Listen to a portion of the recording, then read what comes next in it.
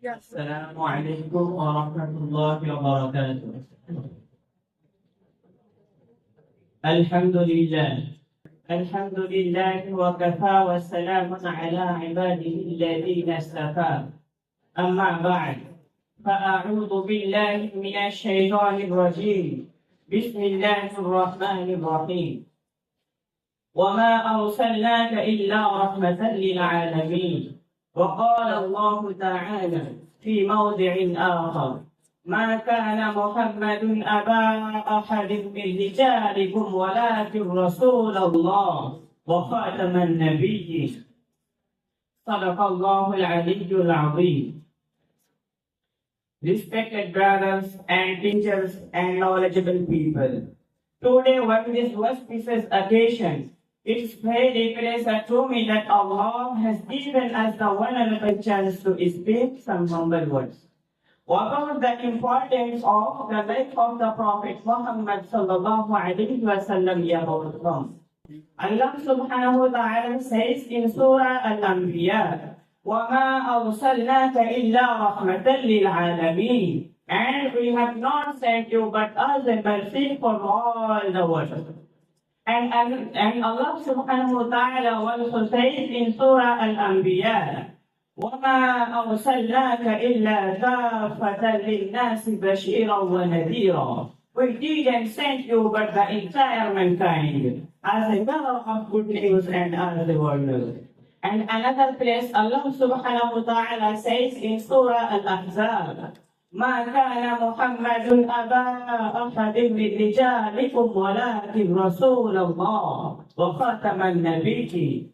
The Prophet Muhammad is not a father of anyone of our men, but he is the messenger of Allah and seal of the Prophet. My beloved friends, before saying anything about the life of the Prophet Muhammad sallallahu alaihi wasallam, firstly, I would like to say about the history of ignorance time before the arrival of Islam. My dear audience, before coming Islam, the whole Arab was in miserable condition. They had no literacy, no civilization, and no perfect religion. They would engage in bloody and tribal wars. Women had no status in the society. In some tribes, if any baby girl had burned, they would have been buried alive due to sin.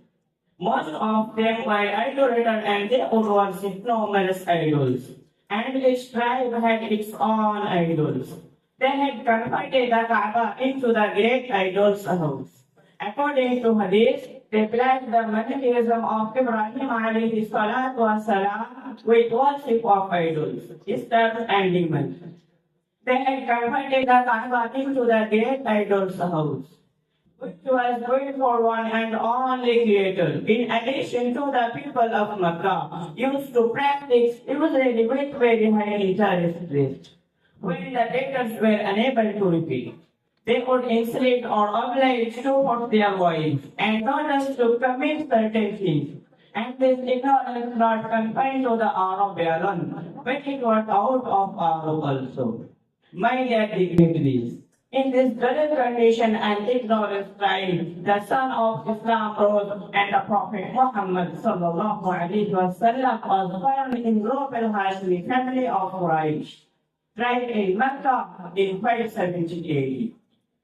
His father Abdullah was right before several weeks of his son's birth. His mother's name was Amina, and his grandfather's name was Abdul Muttalib. He was named Muhammad sallallahu alaihi wasallam by his grandfather Abdul Muttalib.